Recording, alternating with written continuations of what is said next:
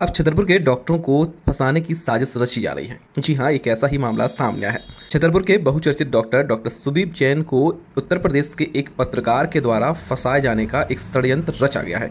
और ये षड्यंत्र इस प्रकार से रहा कि ये पत्रकार रविवार के दिन यहाँ पर अपनी माता राम को लेकर पहुँचता है और षड्यंत्र रचता है कि अब हमें डॉक्टर सुदीप जैन को दिखाना है। जब वह डॉक्टर सुदीप जैन को दिखा लेता है, उसके बाद दवाई लेता है और कुछ दवाई डॉक्टर सुदीप जैन के मेडिकल से मिलती हैं और कुछ दवाइयाँ वह बाहर से लेता है।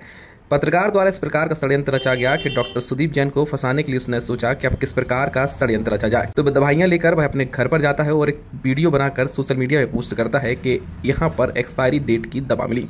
कई बार हम टीवी में ऐड भी देखते हैं कि जागो ग्राहक जागो, यानी कि आप जब और जिस स्थान पर दवाई लेते हैं आप उसी स्थान पर देख सकते हैं कि ये दवाई एक्सपायरी तो नहीं है। और पत्रकार अपने आप को स्वयं पढ़ा लिखा बताता है और माता राम को अनपढ़ बताता है। तो खुद भी मेडिकल के पास ही खड़े होकर देख सकता था कि ये दवाई एक्सपायरी तो नहीं है, लेकिन पत्रकार ऐसा नहीं करता है क्योंकि उसे सुदीप जैन को टारगेट करना था और फर्जी वीडियो बनाकर ब्लैकमेल करना था।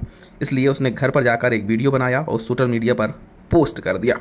इस मामले में डॉक्टर सुदीप जैन ने अपना बयान दिया है और कहा है कि पत्रकार उससे फीस नहीं देना चाहता था, वह चाहता था कि उसका इलाज फ्री में किया जाए। उनका कहना है कि वह प्राइवेट तौर पर अपना क्लिनिक चला रहे हैं, इसलिए फीस छोड़ना तो लाजमी नहीं बनता है। खुद को पत्रकार कहने वाले व्यक्ति से जब फीस लग गई तो वह बौखला गया और उसने इस प्रकार का षड्यंत्र रचा। इस मामले में डॉक्टर सुदीप जैन ने थाने में शिकायत भी की है और कार्रवाई की मांग की है। एक्चुअली मामला ऐसा है कि कल लगभग 2 बजे एक व्यक्ति जो यूपी से बिलोंग करता था वो अपनी माताजी को दिखाने मेरे पास आया और मुझसे बोला कि हमारे यहाँ जब आया तो देखिए डॉक्टर के यहाँ कंसल्टेशन फीस लगती है। वो आया बोला कि मैं पत्रकारिता करता हूँ और हम फीस नहीं देंगे। तो हमारे स्टाफ द्वारा कहा गया है कि हमारे यहाँ फीस कंसल्टेशन फीस लगती है, आपको देना पड़ेगा। तो ठीक है, अब उसने बहस करके फीस तो दे दी। अब उसने मुझे मरीज को दिखाया, मैंने पेशेंट को देखा और उसको वो मेडिसिन दी। अब पेशेंट दवाई लेके चला गया। अब वो घर पहुंचा और वो बोलने लगा कि एक्सपायर दवाई दी है, जबकि मैंने उससे कहा आप बिल दिखाइए। तो पहले वो बिल दिखाने तैयार नहीं हुआ। फिर उसने जो दिखाया उसमें 4 गोली ही थी, ठीक है, और 4 गोली उसने ली, 4 गोली ही थी। अब मेरे यहाँ से जो गोली ली थी और उसने जो गोली ली थी वो और जगह से ली होंगी, एक्सपायरी कहीं से उसे मिल गई हो और उसको उसने एक व्याप बना लिया हो बदनाम करने का। फिर मुझे एक वीडियो बना के भेजता यूट्यूब से कि फोन करता कि मैं आपको अब बदनाम करूंगा। तो मैंने भी ऐसे ही कह दिया, मैंने कहा देखो यार हमारे यहाँ कोई गलत काम नहीं होता है, आप जो करना आप कीजिए, बाकी आप आइए बात कीजिए, क्या मैटर है ना। अब मुझे फोन कर रहा था, उस टाइम मैं बाहर निकल गया ना, क्योंकि कल रविवार रहता है तो मैं अपने काम से निकल गया, इसलिए बाहर निकल गया। अब फिर वो आया, फिर बहस कर रहा होगा स्टाफ से और उसके पास 4 गोली थी। अब रात को उसने किसी अननोन लोगों को मेरे पास भेजा कि बोले कि आप कुछ ले दे के बात मैटर को शांत कर लीजिए। हमने कहा कि भाई जो कोई मैटर ही नहीं है तो हम ले दे के कैसे शांत करें। अब जब उसकी बात नहीं बनी तो उसने एलिगेशन लगाना चालू किया और बोला कि मेरे मरीज को दवाई खिलाते ही बेहोशी हो गई, तब मैंने एक्सपायरी दवाई दी।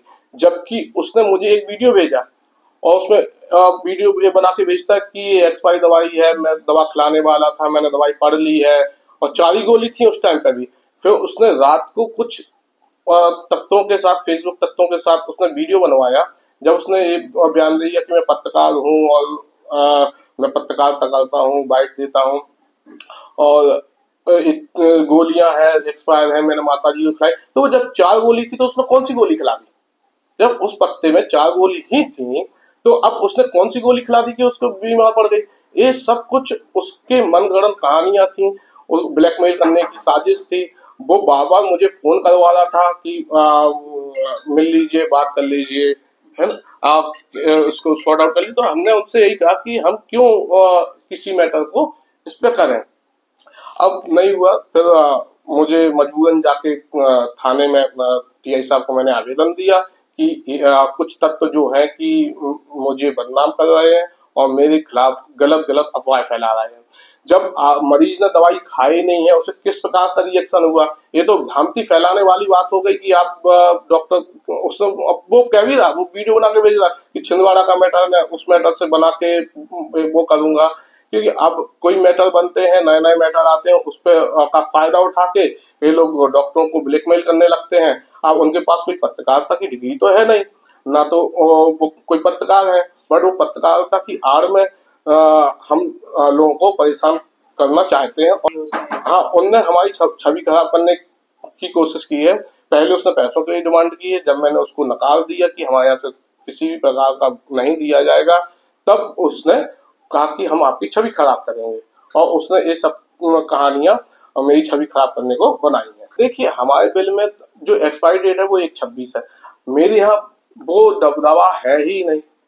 अब जब होती मेरे पास न्यू बैच की दवाई, हम क्यों उसको देंगे? हमारे यहाँ बहुत सोच समझ के काम किया जाता है, बिल दिया जाता है पेशेंट को, इसलिए बिल दिया जाता है भाई आप लेते हैं तो आप बिल में भी चेक कर सकते हैं, बिल इसलिए दिया जाता है कि आप चेक कीजिए।